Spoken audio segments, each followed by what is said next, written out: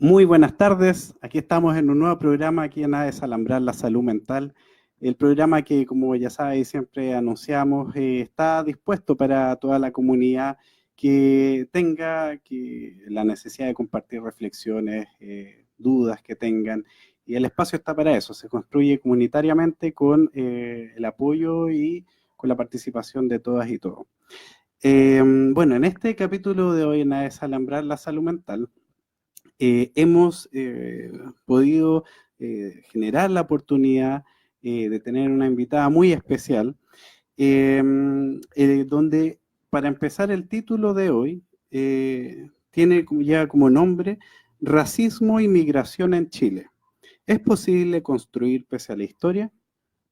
Este título, para hablar de esta temática que es tan importante, y que justamente es necesario colocarlo aquí como tema porque se puede pensar que pasa desapercibido el tema de migración, el tema de racismo, cómo se une con el presente y con el pasado. Para hablar de esto tenemos el honor de contar con la doctora en sociología María Emilia Tillux. Así que muchas gracias, María Emilia. Bueno, tiene acá María Emilia un currículum bastante extenso, pero agradecer porque sabemos que tiene muchas actividades y el poder conversar acá va a ser muy importante para toda la gente que también nos escucha. Para empezar voy a traer una cita de un libro de Pedro Cayuqueo, que es Porfiada y rebelde en la memoria. Ese es el nombre del libro. Y dice así, en uno de sus artículos, dice, ¿es idea mía o al sur del Biobío la presunción de inocencia es solo una curiosa idea progre postmoderna? ¿Por qué la inocencia que se presume de políticos y empresarios ante cualquier acusación penal en el caso mapuche brilla por su ausencia? Permítanme decirlo, lo arbitrario de la persecución penal contra los mapuche ha adquirido ribetes de segregación racial, de verdadero apartheid judicial.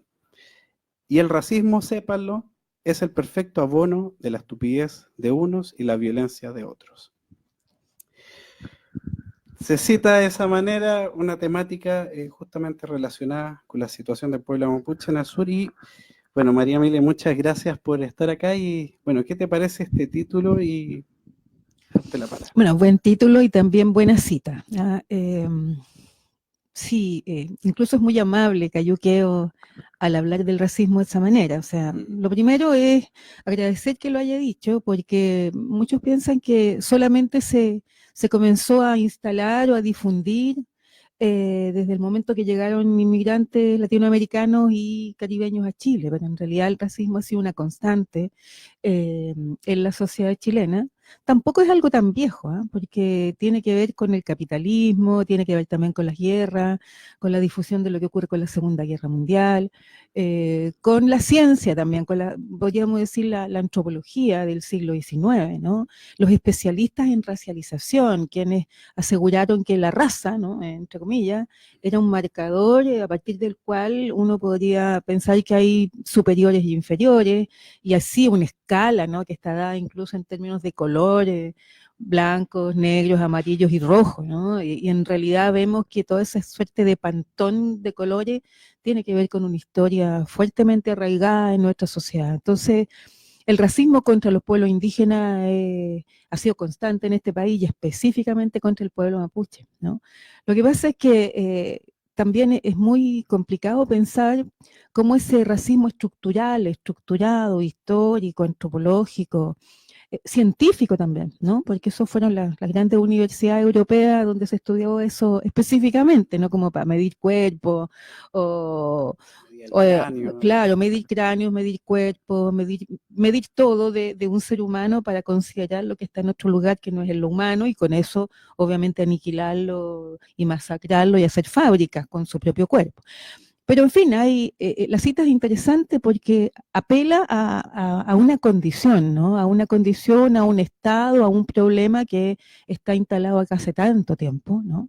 Y que lamentablemente se ha ido de tanto repetirlo, ¿no? Y de tanto considerarlo como algo normal o como algo casi legítimo que haya estas diferencias, ¿no? Se ha ido acostumbrando, nos hemos ido acostumbrando, y me incluyo porque creo que es una manera de tratar a los demás que es muy antigua, está muy internalizada en las bromas, en los chistes, en los cuentos, en la manera de tratar, ¿no? Y terminó siendo como algo natural de decir que a alguien se le para la pluma, decir que se trabaja como chino, decir que trabaja como negro. Pero es interesante capturar estos dichos para ir a ver qué es lo que se dice cuando se dice eso, ¿no?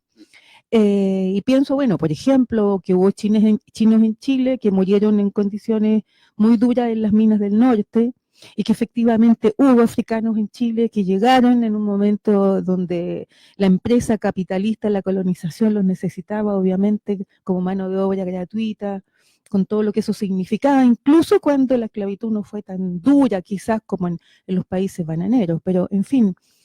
Yo creo que una primera cosa es hablar de la colonización, ¿no? Yo no soy historiadora, pero efectivamente tenemos que detenernos en esa historia, ¿no? Y luego pensar en la Constitución del Estado-Nación chileno siglo XIX, y pensar que también esa Constitución de Estado-Nación implica el desarrollo, la búsqueda del desarrollo, ¿no? E implica pensarlo en clave europea y en clave blanca. Por lo tanto, hay estos dos grandes momentos que yo creo que están muy imprincados en esta cuestión del racismo, en esta ideología, este sistema, estas prácticas, estos discursos, pero además procesos históricos que contribuyeron mucho a la construcción del odio, ¿no? De la xenofobia por una parte y el racismo por otra, que son procesos como chilenización, ¿no? Por el norte, y de pacificación de la Araucanía. Entonces, pequeños guiños solamente obviamente, nuestros amigos historiadores pueden hacer un trabajo súper potente al respecto, pero considerar que la historia, bueno, que hoy día se quiere sacar de todos lados, tiene mucho que decir al respecto, pero una historia tampoco contada como la contaron, o como nos la contaron en el colegio, donde nunca nos contaron estas cosas tampoco, ¿no? Sino la historia, bueno, por un lado, la historia de los de abajo, si podríamos llamarlo así, y por otro lado también una historia que tiene que ir a buscar en sus memorias ocultas, en aquello que nunca contó, ¿no? Y que es la historia de las clases obreras, la historia de los campesinos, la historia de los pueblos originarios. Entonces yo creo que por ahí podríamos ya pensar que el racismo efectivamente es una realidad en Chile antigua. Y que justamente, bueno, hacemos la invitación a las personas que se están conectando y pueden compartir sus preguntas, impresiones. María Emilia, tú comentabas que, por ejemplo, el caso de personas de origen chino trabajando en minas en el norte, ¿cierto? Yo me pregunto inmediatamente por qué, por ejemplo, personas, no sé, de Alemania, de piel clara, no estarían trabajando en esas minas. ¿Eso es algo casual o es algo que...? O sea, no quisiera generalizar, que podría ser que hubiera también un obrero pobre alemán trabajando por ahí, pero quisiera detenerme en algo que sucede sobre todo desde los 90 para adelante, y es que se hace una diferencia casi radical entre inmigrantes y extranjeros, ¿no? Entonces, cuando hablamos de inmigrante, o a cualquier persona que le preguntemos a quién considera inmigrante y que nombre las nacionalidades, va a haber 7 nacionalidades que van a dar vuelta en Chile, ¿no? Que es Perú, Bolivia, Ecuador, República Dominicana, Colombia, Haití, Venezuela. Ahora, ¿no? Son 7 países que de cierto modo representan un lugar, un estatus, una condición, que tiene que ver con distintas situaciones que vive la gente, que es la condición de inmigrante en Chile, en donde uno se puede preguntar quién está en esa condición de ser inmigrante en Chile, quién es inmigrante en Chile y qué implica ser inmigrante en Chile. Y lamentablemente nos encontramos con una condición siempre negada o negativa, ¿no? Vista con sospecha, considerar a un inmigrante como alguien que viene a robar algo, que viene a quitarnos algo, que viene a separarnos de algo, que cuestionaría por una parte esta suerte de identidad chilena a la que tanto nos enganchamos y que tiene tanta fuerza, ¿no?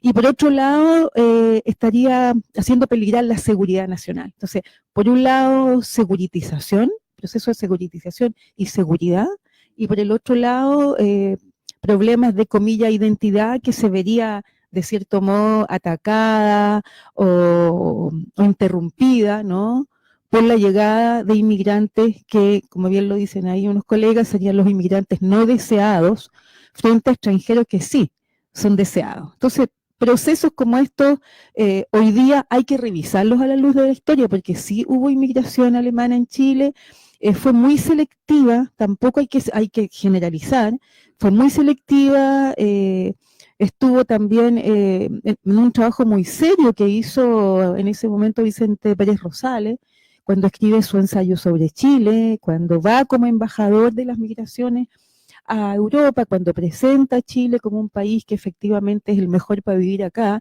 y seleccionan a los alemanes que vienen a Chile, a personas que tenían alta consideración por el trabajo, que trabajaban en grupo, ¿no?, que tenían determinadas formas de ver al país también, y efectivamente la cuestión de la colonización tiene que ver con una inmigración europea hacia Chile en el siglo XIX, hasta principios del siglo XX incluso, pero que venían con dos propósitos, que eran los propósitos que anuncia no solamente Pérez Rosales, sino también Nicolás Palacios. Es un libro llamado Raza Chilena, que es mucho más antiguo, es del año 1905, ¿no?, y que tiene que ver con mejorar la raza y poblar los territorios del sur.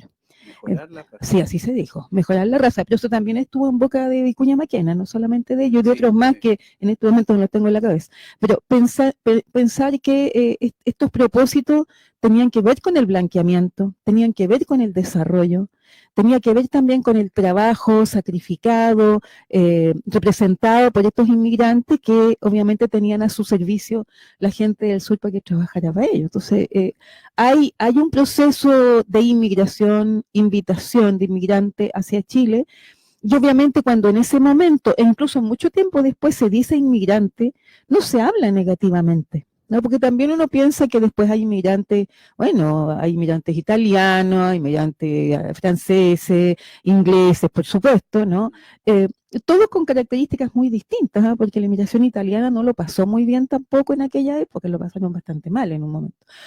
Pero después, bueno, hay comunidades sirias, comunidades palestinas, bueno, no voy a hacer todo una demostración de quiénes estaban, pero efectivamente han llegado coreanos, han llegado vietnamitas, han llegado chinos, en pequeños grupos o en comunidades más pequeñas de lo que hoy día estamos viendo, con más de 1.100.000 y tantas personas que vienen como inmigrantes a Chile, pero en una condición distinta, en un momento donde los desplazamientos son desplazamientos mundiales, de todos lados hacia todos lados, pero sobre todo de países más pobres, de países más dejados de lado, de guerras provenientes de persecuciones, de guerrilla, de pobreza, de desastres naturales, y esos desplazamientos que los vemos con toda la tragedia que implica las muertes en el Mediterráneo, las muertes en el muro entre México y Estados Unidos, lo que ocurre con el tren La Bestia, que lleva encima cuantísima gente que intenta salir de su país. Y hoy día Chile está viviendo algo que había sido inédito, es decir, crisis humanitaria en la frontera, tanto en Chacayuta como en Colchane, y principalmente un aumento de personas que están ahí en condiciones de nada, sin ningún apoyo, con extrema dureza de lo que les está ocurriendo. Entonces, hay una inmigración que también hay que mirarla con cuidado, porque el patrón migratorio ha ido cambiando desde los 90 hasta hoy día, ¿no? Se da primero de una manera más calma, diríamos, con la llegada de inmigrantes peruanos a Chile, algunos bolivianos y también ecuatorianos. Siglo XXI ya comienzan a llegar inmigrantes del Caribe, ¿no?, afrodescendientes, colombianos, colombianas, dominicanos, y hace algunos años, porque tampoco es tan viejo, comienzan a llegar haitianos, sobre todo después del 2010. En un primer momento, bueno, también estaban los soldados chilenos en Haití. Haití, un país con unas dificultades muy grandes a nivel de lo que es un Estado, ¿no? Un país de emigración, los haitianos siempre están emigrando a distintas partes del mundo, y en esta ocasión vienen hacia Chile, ¿no? Algunos primero, muchos después, o más después, y luego se les prohíbe, bueno, con una de las cosas que marca el patrón migratorio, la dinámica del patrón migratorio, tiene que ver con las políticas que se instalan desde el mes de abril de 2018 con la llegada de Piñera. Y evidentemente son dispositivos muy duros, ¿no? Discrecionalidad en las visas, diferenciación entre las visas de estos propios grupos o estas propias nacionalidades que acabamos de nombrar. Entonces, para uno hay visa de responsabilidad democrática, para otros hay visas consulares. Bueno, la historia es larga, uno podría hablar mucho rato de lo que ocurre con esta discrecionalidad y también con estos decretos que son cada vez más duros, cada vez más violentos también contra la gente, y hoy día estamos frente a una crisis humanitaria que tiene que ver directamente con inmigrantes que vienen de Venezuela.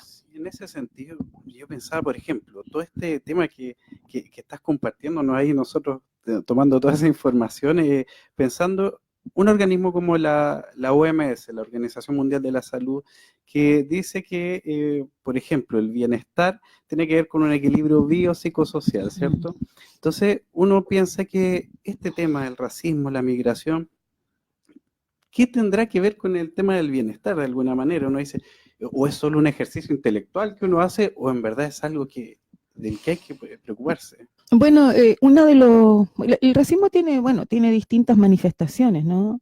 Y los inmigrantes que llegan a Chile son comunidades como cualquiera, ¿no? Es como la comunidad chilena, 1.200.000 viviendo actualmente yo diría en casi todos los países del mundo hay chilenos, ¿no? Yo siempre lo digo porque eso suelo olvidar, y son comunidades como todas. Encontramos chilenos en altos cargos políticos, artistas, qué sé yo, pintores o cantantes, pero también encontramos gente vendiendo en la calle con un carrito y muchas personas irregulares en otros países, ¿no? O sea, me parece que también hay que recordar nuestra propia emigración, independientemente que haya sido bajo la característica de exilio, de refugio, pero nosotros tocamos las puertas de muchos de esos países de donde hoy día están acá, hoy día quienes necesitan que se les abra las puertas. Entonces, en este sentido, diríamos, uno de los espacios fundamentales donde se ve el problema es en el campo de la salud, porque obviamente es allí donde van las mujeres a tener sus hijos, es allí donde van los niños, ahí donde se atiende a los niños, donde está la salud pública, y lo que estamos viendo es que si bien ha habido esfuerzos por parte de personas o de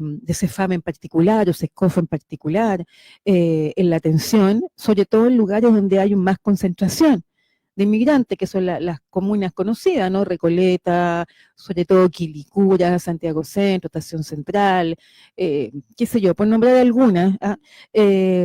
Los servicios de salud no están preparados, no tienen una formación específica, se desconoce también la cultura de las personas, cómo es el trato del cuerpo, ¿no?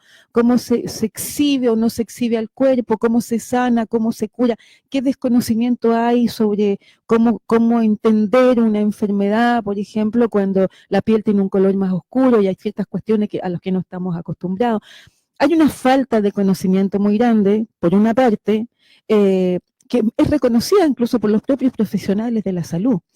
Y en este contexto, obviamente, de la salud física, por decirlo de alguna manera, y todo lo que se ha cometido allí, porque no solamente son errores por desconocimiento, sino también negligencia, el caso de Rebeca Pierre, y después una semana después, una segunda mujer inmigrante haitiana embarazada que muere en el Barros Luco, ¿no? Eso fue hace muy poco tiempo, y uno podría decir, bueno, vamos a mirar eso de una manera más crítica, profundizando un poquito más, y tiene que ver un poquito con el abandono también del Estado y de las instituciones, y que se expresa en el campo de la salud, porque el campo de la salud es muy particular, ¿no?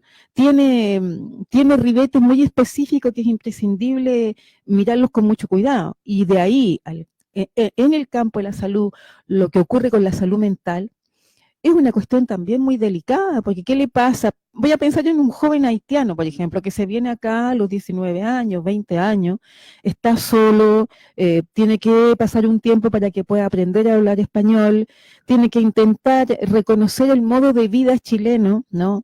Esta suerte de Pedro Urdemales que somos, que puede llegar digamos, a ribetes de mucha violencia, son engañados, les roban.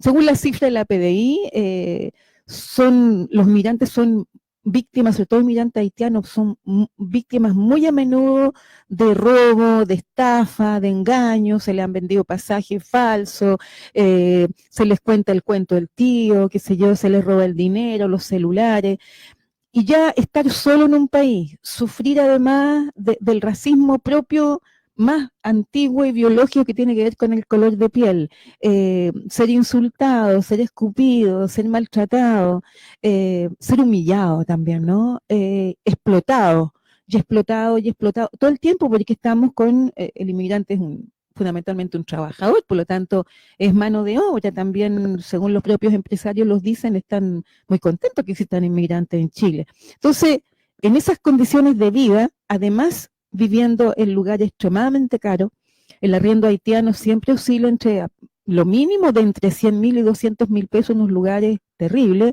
en donde tienen que vivir generalmente hacinados. Bueno, ¿qué le ocurre a esa persona? Está lejos de su gente, lejos de su madre, de su familia. Depende de qué lugar de Haití viva, se vive muy colectivamente, las familias son familias extensas, es necesario tener al lado, qué sé yo, varias personas más para tomar decisiones. Entonces, llegar acá y encontrarse con esta frialdad, ¿no? El único reconocimiento que se les tiene es porque pueden trabajar, y pueden trabajar en condiciones generalmente hiper precarias. Entonces, en ese contexto, uno podría preguntarse qué le ocurre a la salud mental de una persona, ¿no? Me acordé inmediatamente de un video que se viralizó hace un año más o menos de una persona de Haití que trabajaba en un servicentro y sirviendo comida, y algo pasó que al final el tipo que estaba comprando le tira mayonesa en la cara y así, bien humillante la situación. Entonces yo pensaba, esa situación estará marcado, ¿cuánto puede estar marcado por un racismo implícito? ¿Cuánto se dará cuenta esa persona chilena de que está permeado bajo un discurso racista?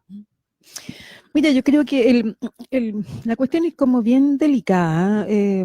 Por ahí tomo algunas cosas que han dicho algunos autores, pero que también las hemos visto en nuestro trabajo. No basta con que digamos que una persona así individualmente es racista, ¿no? Lo somos todos, de cierta manera, ¿no? En una sociedad como la nuestra, que ha tenido una condena de 17 años, ¿no? De corte de todo tipo, en donde la impunidad se establece, el castigo se establece como algo natural, el maltrato como naturalizado, bueno, de ahí venimos, desgraciadamente. Entonces, no basta con que sea una persona, sino que hay que ir a buscar por qué una persona. Pienso en un caso que nunca me olvidé, que fue muy terrible. Una señora empleada de casa particular esperando micro en un paradero de micro, no sé si en Las Condes o por ahí, es orinada por 3 chicos mientras esperaba micro.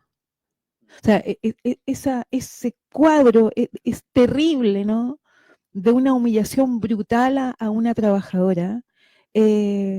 Siempre me pregunto, ¿qué le pasó a ella con eso? ¿Qué trauma, no? ¿Qué, ¿Qué consecuencias ha tenido para su vida el recordar siempre ese hecho espantoso, ¿no? Eh, Al que le tiran la comida en la cara, nosotros hemos sabido, bueno, y visto también, ¿no? Escupir, por ejemplo, escupir es muy común, ¿no? Reírse en su cara, gesticular para reírse colectivamente en un grupo, que son, diríamos, las expresiones más cotidianas del racismo, ¿no? Pero ¿de dónde viene eso? Porque si nos detenemos solamente en eso, vamos a hacer todo un trabajo descriptivo que puede ser muy completo, incluso nosotros participamos en la encuesta 2017, que fue hasta aquí es la única, parece que había un nacional sobre el racismo en Chile, y encontramos una cantidad de cosas bien interesantes después de trabajos cualitativos que nos llevaron a armar, digamos, esta encuesta que luego fue aplicada y se le pasó, está en el informe nacional de derecho, del informe Nacional de Derechos Humanos 2017, fue una encuesta que... ¿Eso se puede encontrar? Sí, que todavía está, bueno, está hecha en el 2017, del 2017 al 2019 ya ha cambiado el patrón migratorio. O sea, en el 2017 no había esa cantidad de personas de Venezuela en la frontera pidiendo entrar a Chile en las condiciones que me acaban de contar recién por WhatsApp, ¿no? Hay personas discapacitadas, hay bebés de 2 meses, de 3 meses, personas de edad, están tiradas en el suelo. Entonces, no había eso, ¿no? Pero efectivamente la estructuración, por eso que es importante recordar la historia, de dónde viene, ¿no? Y también somos Chile, un país, no sé, no quiero hablar solamente de una geografía porque me puedo equivocar, pero pareciéramos tan lejanos de todo, ¿no? Y también con unas fronteras que son naturales, ¿no? No somos un país donde atravesamos dos calles y nos encontramos con otro país más allá, sino que estamos completamente, claro, rodeados por esto. Pero es importante ver que tenemos unos pueblos hermosos al lado, ¿no? Y son tan hermosos que chilenos y chilenas arman sus vacaciones para ir allá, pues. La gente va a Machu Picchu, la gente va a Bolivia, no se va a Santa Cruz, a los mismos países de donde vienen los inmigrantes, salvo Haití, donde hay un desconocimiento que es muy grande sobre ese país, se va de vacaciones a República Dominicana, a Colombia, ¿no? Y sin embargo, esa folclorización y esa exotización del país no va de la mano con lo que ocurre cuando las personas están acá. Es algo así como, bueno, sí, yo puedo bailar esos bailes o comer esas cosas o gozar, ¿no? O con determinadas cuestiones culturales, pero no quiero que vivan al lado de mi casa, ¿no? Entonces, en ese sentido hay algo en la condición chilena y ahí hay que buscar, porque tiene que ver con la nación, tiene que ver con la nación y tiene que ver con la educación también. Y por eso que es importante a veces tomar estas, son teorías y metodologías del feminismo para hablar de interseccionalidad y ver que hay varias cosas que se cruza la clase social, se cruza la nación, desde donde armamos esto, la raza, el género, el sexo, porque si pensamos, por ejemplo, en una persona trans, negra, dominicana, el maltrato va a ser mucho más grande, ¿no? Es decir, en estos cruces, que no hay que entenderlos como superposición de características, sino como los cruces que hay entre estas distintas dimensiones, es imprescindible usarlas para poder buscar y aprender mejor el problema frente al cual nos estamos situando, porque uno podría decir, no tendríamos por qué vincular migración y racismo, son dos cosas distintas. Y sin embargo, hoy día decir inmigrante, ¿no? Es decir algo negativo, es hacerse una figuración negativa, una figura negativa de una persona, ¿no? Porque está también alimentado por una parte los medios de comunicación, pero que no son inocentes, los medios de comunicación tampoco es que ellos inventen lo que van a decir, tienen que ver también con lo que plantea el Estado, ¿no? Y con las políticas, entonces se enganchan a eso, también busca rating, etcétera, ¿no? Tienen que ver con una historia, tienen que ver también con un sistema económico y con el lugar que tienen los inmigrantes en el mundo económico de la venta de la fuerza de trabajo. En tal sentido, por ejemplo, yo sé que has escrito, has investigado sobre algo tan concreto como se menciona como el color de la piel, ¿cierto? Como un signo, algo que evidencia o por donde aparece el tema del racismo, ¿cierto? El tema de la piel, uno dice, pero ¿cómo la piel? Es algo súper concreto, pero que parece que algo sucede. Mencionabas ahí trabajar como negro, ¿cierto? Cosas de ese tipo y del cotidiano. ¿Qué piensas?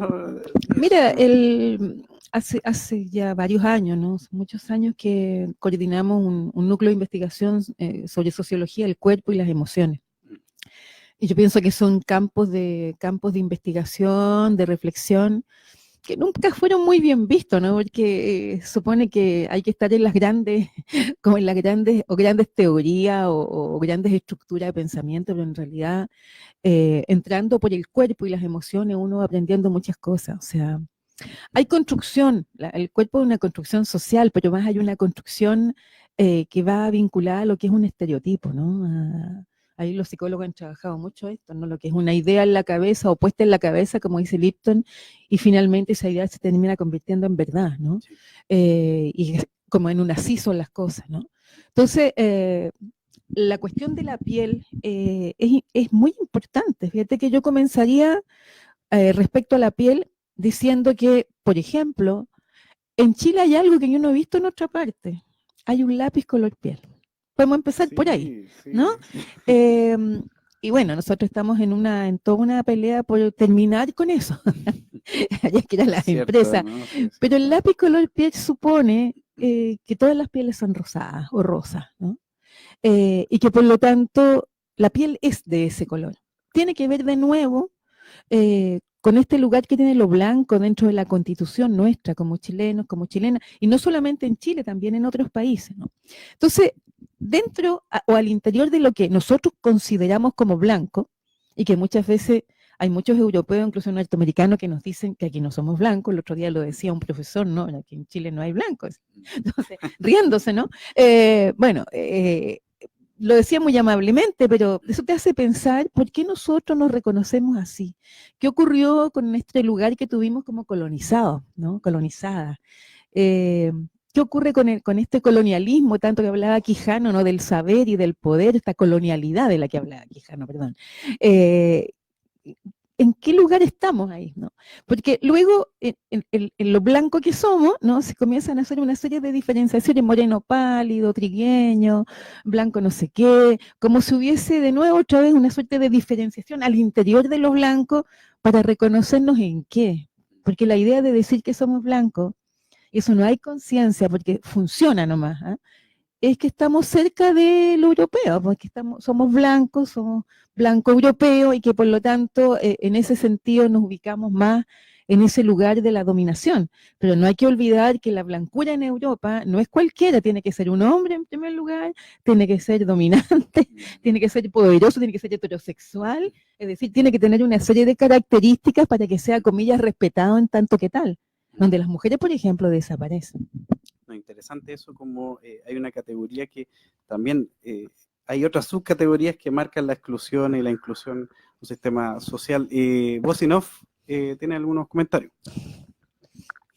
Tenemos un comentario de Denise González.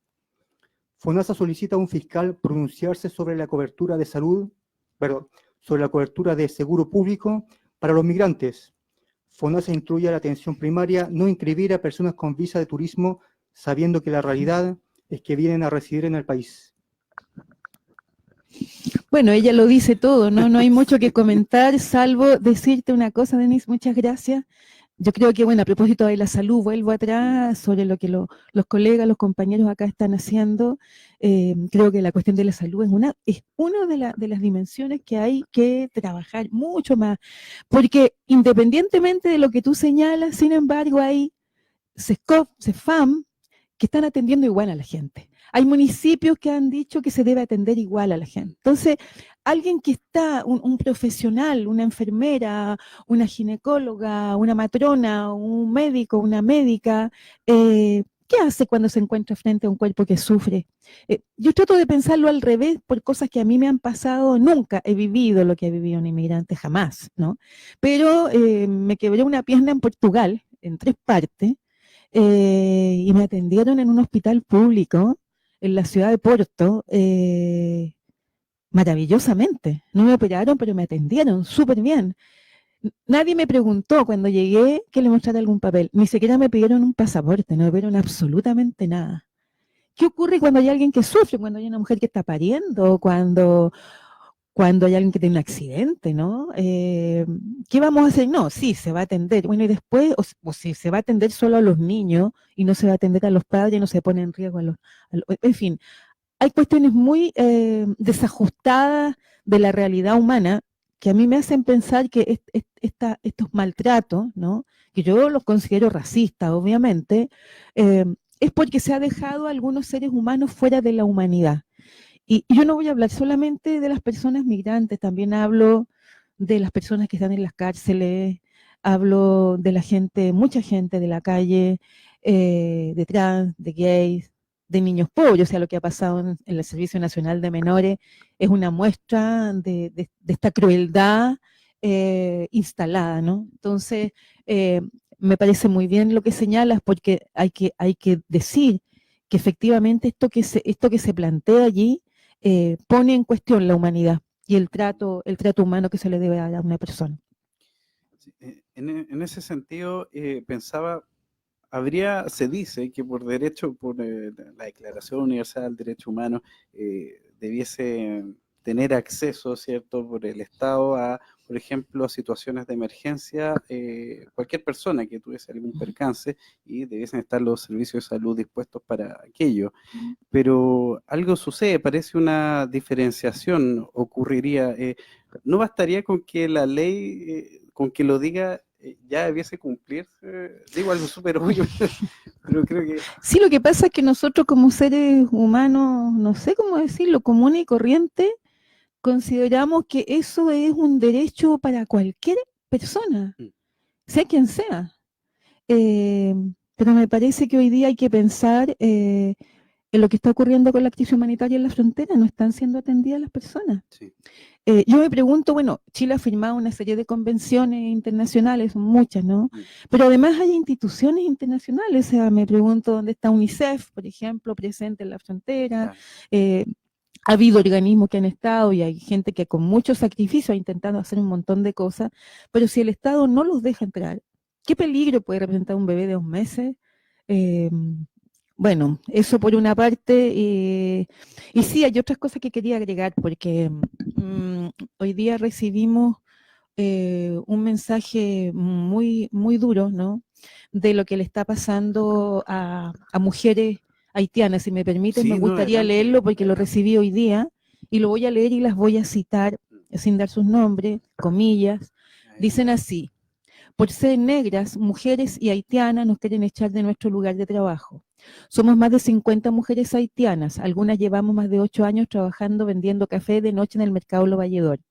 A pesar de que nos organizamos y conformamos un sindicato, la administración de Lo Valledor decidió echarnos de manera totalmente arbitraria. Mañana a las 10, mañana, en la puerta 2 del mercado Lo Valledor nos reuniremos a protestar contra esta medida discriminatoria que nos impide trabajar y criar a nuestros hijos. Vengan a apoyarnos. No somos delincuentes, no somos cafeteras, somos trabajadoras. Me parece que, aprovechando el micrófono, quiero decir que en estas comunidades, en las comunidades de personas migrantes que han venido a vivir a Chile y a trabajar, las mujeres son prácticamente las más maltratadas. Hemos visto los casos de Jean Florville. Aprovecho de decir que el 30 de septiembre lo queremos constituir como el Día Nacional contra el Racismo en Chile. Espero que lo logremos, ¿no? Que es el día que asesinan el 30 de septiembre 2017 a Jean Florville, ¿no? Que justamente cumple algo así como todos los requisitos para ser asesinada, ¿no? Mujer, madre, se dice que no habla español, pobre, está en una condición terrible y ocurre lo que ocurre. Las mujeres inmigrantes, tanto de afrodescendientes como también han sido mujeres peruanas, mujeres de pueblos indígenas, mujeres de Otávalo, ¿no? Las otavaleñas, ecuatorianas, han sido y son muy maltratadas en Chile. Yo creo que es hora también, yo aquí llamo a nuestras compañeras, a nuestras amigas de todos los movimientos que provienen del feminismo, que están hoy día después de la gran marcha, esa maravillosa que vimos, ¿no? Apoyar y considerar que somos todas personas, ¿no? Todos y todas somos personas. Y dejar, por ejemplo, de hablar de algunas cosas que salen muy naturalmente, hablar del otro, ¿no? O de la otra, como en realidad cuando yo, como dicen por ahí en los pueblos indígenas, ¿no? Yo soy tú, o tú eres yo, ¿no? Sí. O sea, somos lo mismo, somos la misma cosa, ¿no? Nicolás Guillén también por ahí tenía una hermosa poesía al respecto, ¿no? Cuando le decía a un soldado, no sé por qué me odias, algo así, cuando tú soy yo y yo eres tú. Lo señalaba para hablar del concepto de clase, que eran de la misma clase, ¿no?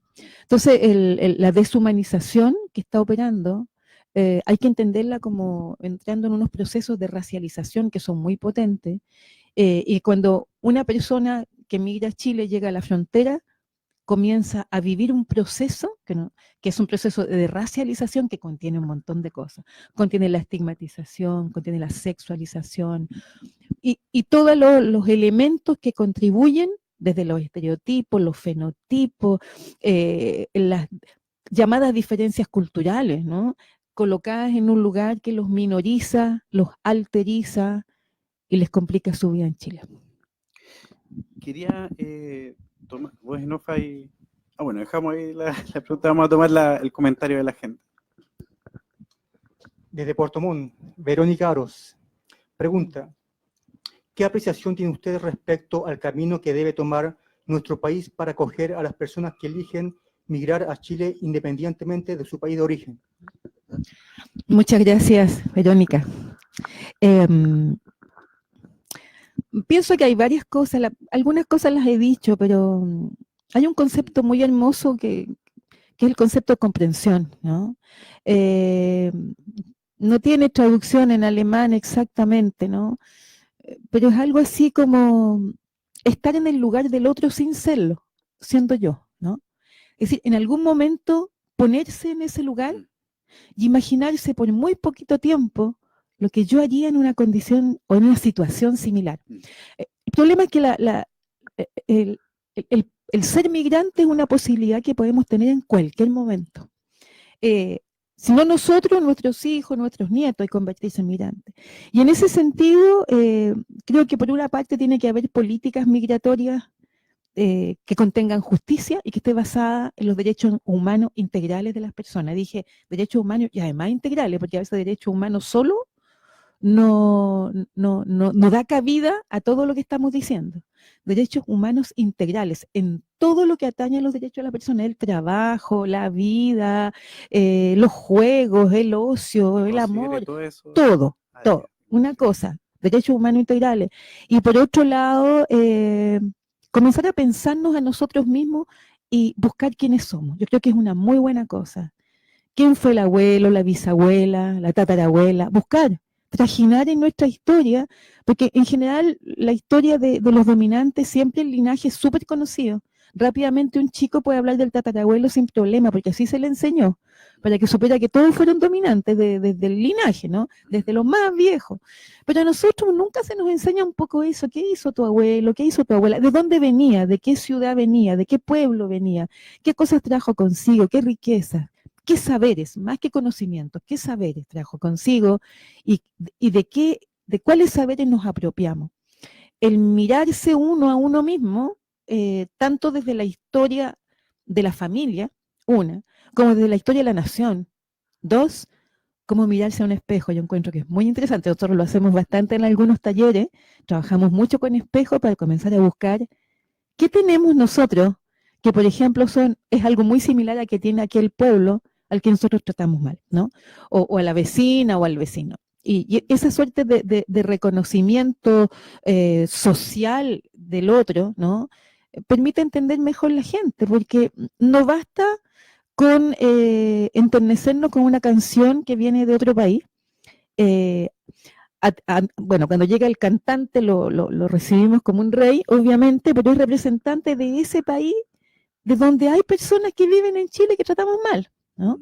Entonces, me parece interesante hacer de repente algunos análisis chiquititos, ¿no? Con, no sé, el partido de fútbol de ayer, por ejemplo, ¿no? O el que hubo antes, o nosotros hicimos una pequeña campañita antirracista hace unos días, ¿no? Cuando fue el partido Chile-Haití, que lo hicieron en La Serena, y fue bastante bueno porque lo hicimos con aquellas frases que son naturales, ¿no? Que una de ellas es muy conocida y dice: yo no soy racista, pero no me gusta esto, no me gusta el otro. Claro. Entonces, mi sugerencia es, por una parte, educación, ¿no? Comprensión, y el resto se inventa, yo creo. Se inventa en lo que vamos encontrando. Muchas gracias. Sí, no, agradecer ahí a Verónica que... Verónica Aros. Eso, que estuvo comentando ahí desde Puerto Montt. Saludos ahí a Puerto Montt. Hola, Montt. Verónica.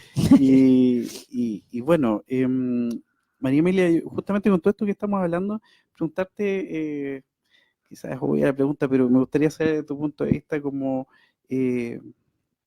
¿por qué te ha gustado trabajar en esta temática, investigar esta temática? ¿Por qué esta en particular? ¿Qué buscas acá, de aquí adelante, en este trabajo? Leíste una noticia muy potente, estás como muy al tanto de muchas iniciativas y de la ciudad, de la gente. Mira, yo no sé muy bien, yo creo que yo antes de este tema trabajé muy vinculado a las cárceles. Siempre me interesó mucho el sufrimiento de la gente en las prisiones, ¿no? Encuentro que lo que allí ocurre es muy terrible, porque es lo que le ocurre a los pobres, más dejados de lado de la humanidad entera, ¿no?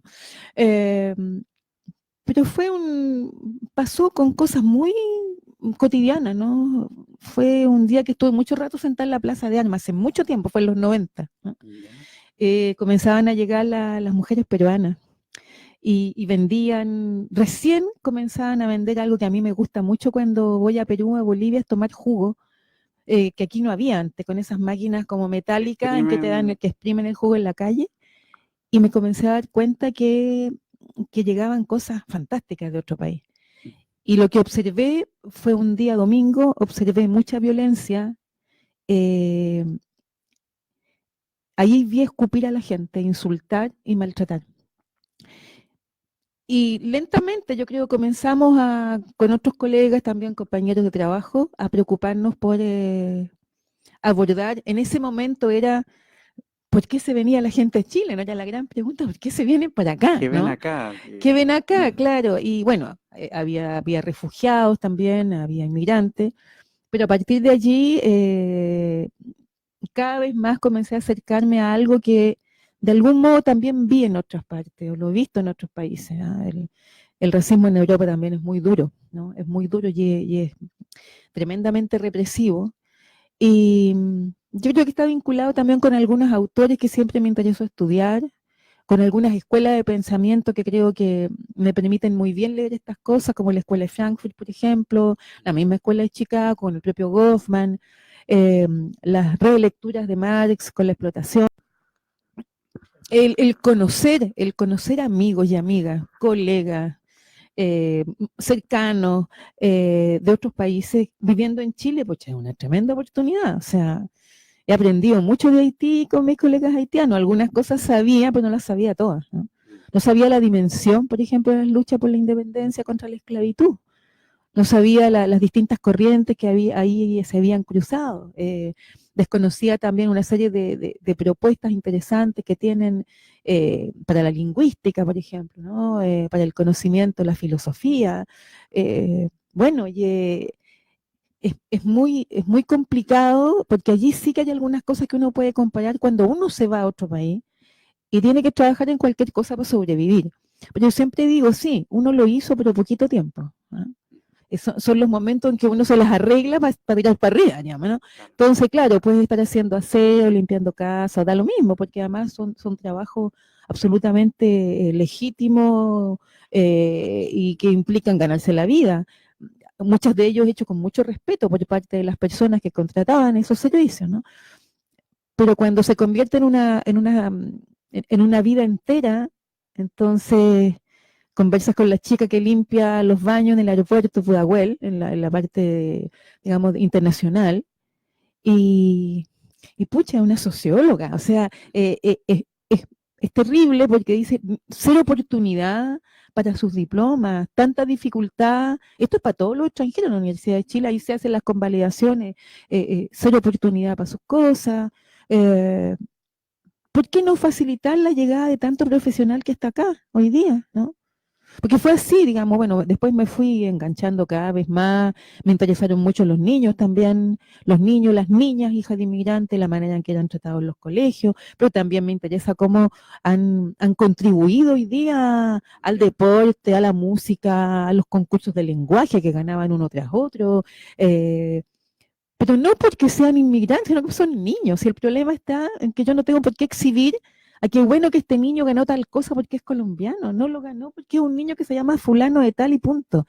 Eso va a costar mucho todavía que se pueda enganchar para que el otro sea considerado nunca más como un otro, sino como un yo, y por lo tanto, en un ejercicio de igualdad, yo no tengo por qué presentar a alguien por su nacionalidad, sino yo le presento por su nombre porque creo que es mi amigo nomás. ¿Ah? En ese sentido, todavía falta mucho.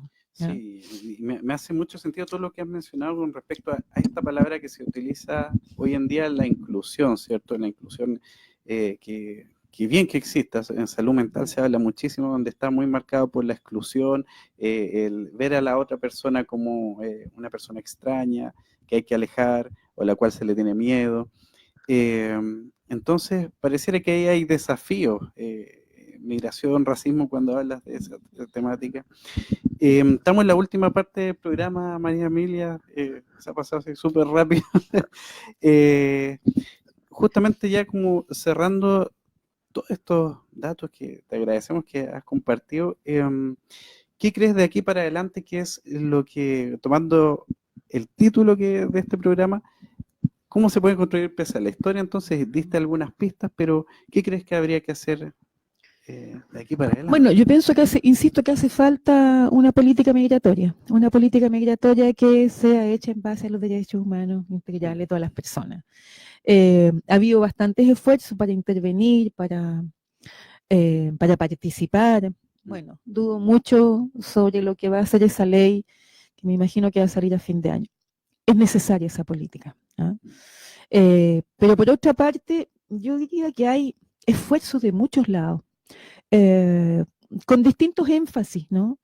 Hay organizaciones de migrantes, hay organizaciones de migrantes y de promigrantes, hay organizaciones por nacionalidad, hay organizaciones de derechos humanos apoyando. Hay juntas de vecinos, que es una de las cosas que a mí más me interesa, ¿no? Juntas de vecinos que tienen también historias de lucha antiguas, de mucho sacrificio. Hay trabajadores que también están tomando conciencia, que tienen a su lado un trabajador igual y no un otro, ¿no?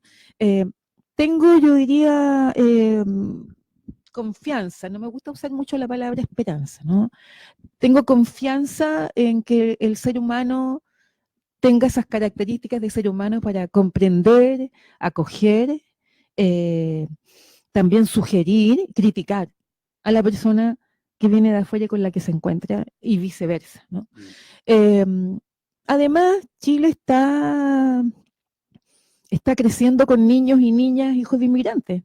Hay matrimonios, hay parejas, están teniendo hijos, por lo tanto, ya es una realidad. Chile ya es un país de inmigración y eso lo hace un país mejor.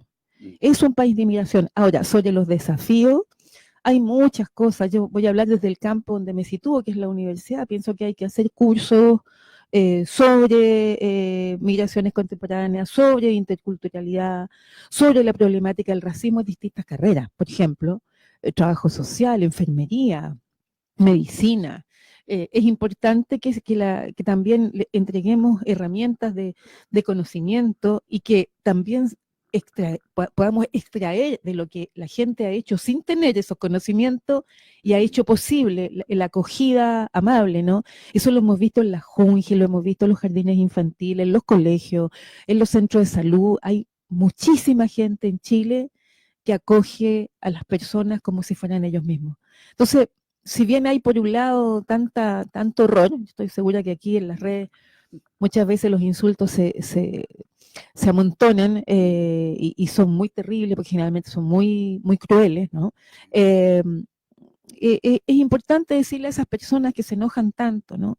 Que algún día les puede pasar esto, y puede haber, no sabemos lo que va a pasar con el agua. El otro día veíamos un reportaje de un chico que pasó el río Maipo caminando. Eso es inédito. Está faltando el agua, a lo mejor nos vamos a tener que ir algún día a este país, quizás no yo porque estoy más vieja, pero la gente joven. Entonces, veamos cómo somos acogidos en otros países, pensemos en cómo es la amabilidad de los venezolanos, en la amabilidad colombiana, en lo que ocurre cuando vamos a Bolivia. Estoy hablando de nuestra región, por eso además duele mucho más, porque es Latinoamérica, ¿no? Es Latinoamérica, el Caribe, es nuestra tierra. Entre nosotros los sufrimientos han sido los mismos, con los conquistadores, con quienes nos han tratado tan mal, y hoy día estamos tan separados, dividiéndonos, qué sé yo, por color de piel, nacionalidad o manera de hablar. Te agradecemos mucho, María Emilia, de verdad. No sé si quieres mencionar algo, alguna actividad en la cual vas a estar o donde... No tanto las actividades mías, pero sí decirles que no olviden el 30 de septiembre, quienes se interesan en esto, vamos a enviar seguramente muchas cosas de parte del Movimiento Acción Migrante, donde tengo también el agrado de formar parte, la Red Nacional Migrante, mandarle muchos saludos a las compañeras, a los compañeros de los campamentos de Alto Hospicio, en Iquique, a la gente de Temuco, a las compañeras de Punta Arenas, a compañeras trabajadoras sexuales que han ayudado muchísimo en este trabajo, a los amigos, a las amigas. Yo creo que somos hartos también en distintos lados, a Epicentro, a la Coordinadora Nacional de Inmigrantes, a las cátedras de la Universidad de Chile, y decirles que sí, yo vengo, y eso no lo dije en un comienzo, en representación fundamentalmente de la Cátedra de Racismo e Migraciones Contemporáneas en la Universidad de Chile, porque me parece que la universidad tiene allí un rol fundamental, social, humano, de poder difundir y sacar de el lugar negativo que tiene la agenda pública las migraciones contemporáneas y colocarlas en otro lugar. Eso, muchas gracias. Bueno, ahí todos esos datos y bueno, invitamos a la gente y va a estar disponible también esta entrevista desde mañana ahí en nuestro canal de YouTube, también para que quien no tenga Facebook pueda tener acceso a esta entrevista, esta conversación. Y bueno, agradecerte nuevamente, María Emilia, por esta presencia y nada, por voz y no, público. Muchas gracias a ustedes por esta invitación. ¿De qué, pues? Hasta pronto, espero. Eso, agradecer la sintonía, las preguntas. Muchas gracias a ustedes. Desde lejos de Chile, Santiago no es Chile. Y bueno, nos vemos entonces más temprano que tarde en un nuevo capítulo. Sí, saludo a toda la gente afuera, porque hay muchos compañeros por allá, por Suecia, yo sé que están por París, están por todos lados. Así que un gran beso, un abrazo. Ese es el beneficio de estas redes virtuales. Sí. Ya pues, muchas gracias, que estén muy bien.